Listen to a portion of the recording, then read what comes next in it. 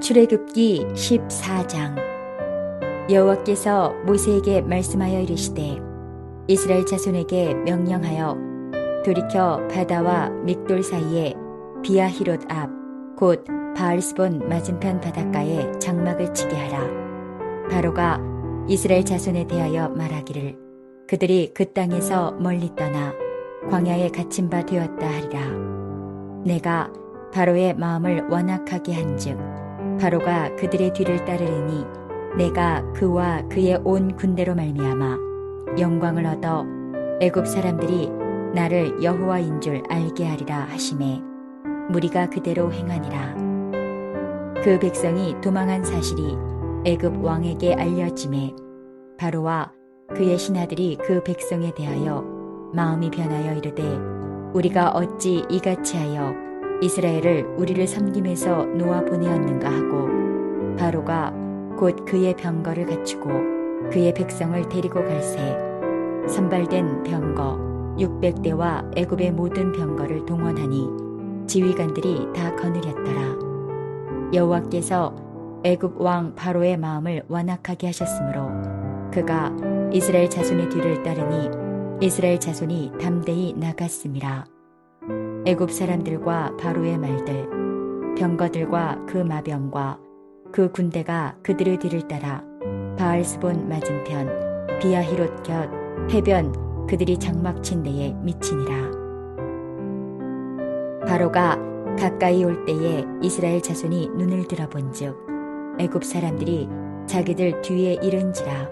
이스라엘 자손이 심히 두려워하여 여호와께 부르짖고 그들이 또 모세에게 이르되 애굽에 매장지가 없어서 당신이 우리를 이끌어내어 이 광야에서 죽게 하느냐.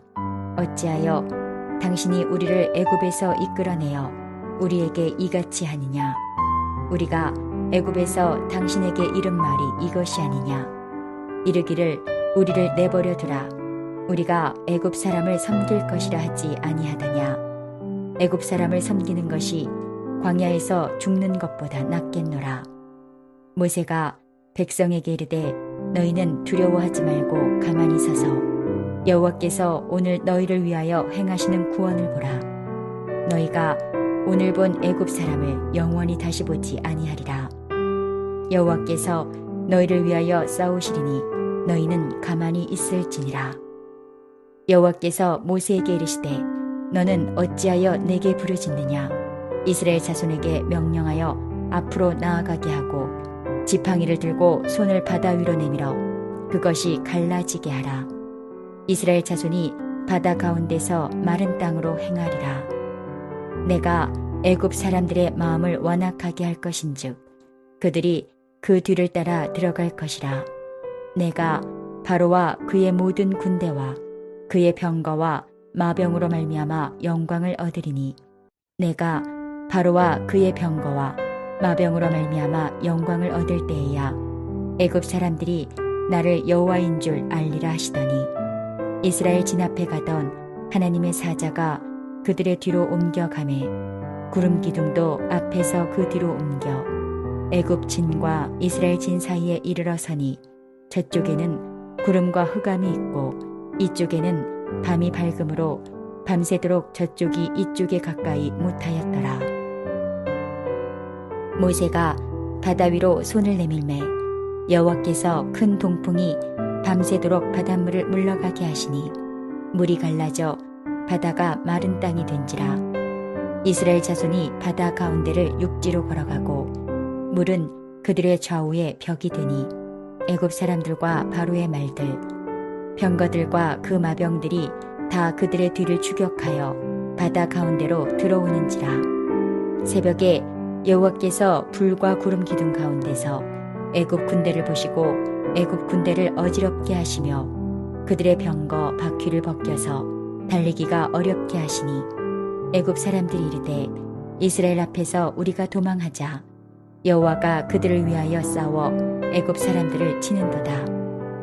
여호와께서 모세에게 이르시되 내 손을 바다 위로 내밀어 물이 애굽 사람들과 그들의 병거들과 마병들 위에 다시 흐르게 하라 하시니 모세가 곧 손을 바다 위로 내밀매 새벽이 되어 바다의 힘이 회복된지라. 애굽 사람들이 물을 거슬러 도망하나 여호와께서 애굽 사람들을 바다 가운데 엎으시니 물이 다시 흘러 병거들과 기병들을 덮되 그들의 뒤를 따라 바다에 들어간 바로의 군대를 다 덮으니 하나도 남지 아니하였더라. 그러나 이스라엘 자손은 바다 가운데를 육지로 행하였고 물이 좌우에 벽이 되었더라. 그날에 여호와께서 이같이 이스라엘을 애굽 사람의 손에서 구원하시매 이스라엘이 바닷가에서 애굽 사람들이 죽어 있는 것을 보았더라. 이스라엘이 여호와께서 애굽 사람들에게 행하신 그 큰 능력을 보았으므로 백성이 여호와를 경외하며 여호와와 그의 종 모세를 믿었더라.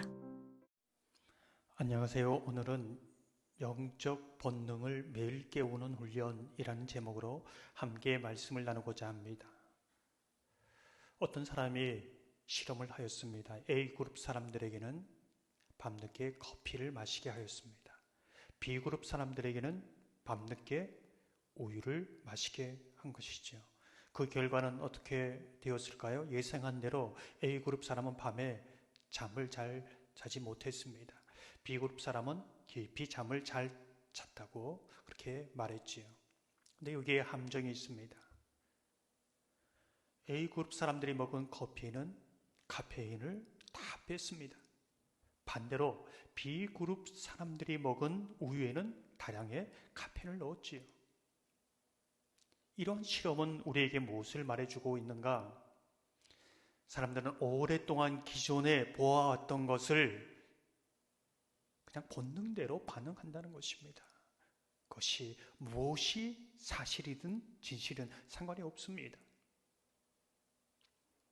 오늘 본문을 보면 여러분이 잘 아는 홍해 사건입니다. 너무나 잘 아는 사건이지요. 홍해를 만났을 때 어떻게 합니까? 건널 수 없다. 넘어갈 수 없다. 죽음의 바다다. 그렇게 육체적인 본능대로 반응을 합니다. 이스라엘 백성이 어떤 백성입니까? 10가지 재앙 가운데 하나님의 능력을 보았습니다. 들었습니다. 경험한 것이지요. 굉장한 그 은혜 속에 있었던 사람입니다. 그러나 삶의 현장은 또 다른 것이지요. 이것은 우리에게 무엇을 말해주는가? 우리에게 믿음의 본능, 영적인 본능을 깨우고 반응하기 위해서는 훈련이 필요하다는 것입니다. 어떤 훈련일까요? 오늘 본문 말씀을 보면 두려워하지 마라. 두려워할 수밖에 없지만은 두려워하면서도 울면서도 가슴이 아프면서도 그 다음 단계가 무엇입니까? 가만히 서야 합니다. 가만히 선다는 것은 상황이나 사람에게 초점을 맞추는 것이 아니라 하나님의 초점을 맞추는 것입니다. 울면서도 하나님을 바라보는 것이지요. 보라 그렇게 말하고 있습니다. 보라는 것은 하나님을 기대하라는 것이지요. 하나님께 기도하라는 것입니다. 그때 홍해를 가르치고 걸어가게 하시는 것, 하나님께서 홍해를 마른 땅같이 걷게 하신 하나님의 능력을 보게 될 것입니다. 그게 영적인 복입, 영적인 패턴입니다. 두려워하면서도 가만히 있어서 하나님을 바라볼 때 하나님은 일하신다. 이 부분이지요. 우리가 주의해 볼 것은 홍해라는 굉장한 사건을 경험했지만 불과 3일이 지나지 않아서 이스라엘 백성들은 또 원망하고 불평합니다. 상황과 환경을 탓하지요. 두려워합니다. 이것은 무엇을 말해주고 있는 것일까요? 우리의 영적인 본능, 믿음의 본능은 매일 깨워야 한다는 것이지요. 잠들지 않게 해야 됩니다. 그래야 영적 근육이 단단해지고 계속적으로 갈 수 있는 것이지요. 주일 예배만으로 되지 않습니다. 여러분의 상황은 어떻습니까? 하나님의 능력을 보았습니까? 하나님에 대해서 너무나 잘 알았습니까? 하나님에 대해서 믿고 확신합니까? 그렇지만 지금 여러 가지 문제에 대해서 두려워하지는 않습니까? 원망하지 않습니까? 불평하지 않습니까? 사람과 환경을 탓하지 않습니까? 오늘 말씀처럼 두려워 말고 가만히 서서 하나님을 바라보시고 하나님께 기도하시고 기대하시면서 오늘도 살아 역사하시는 하나님의 그 역사를 통하여 늘 마른 땅을 걸어가는 기적을 경험하시기를 주님의 이름으로 축원합니다.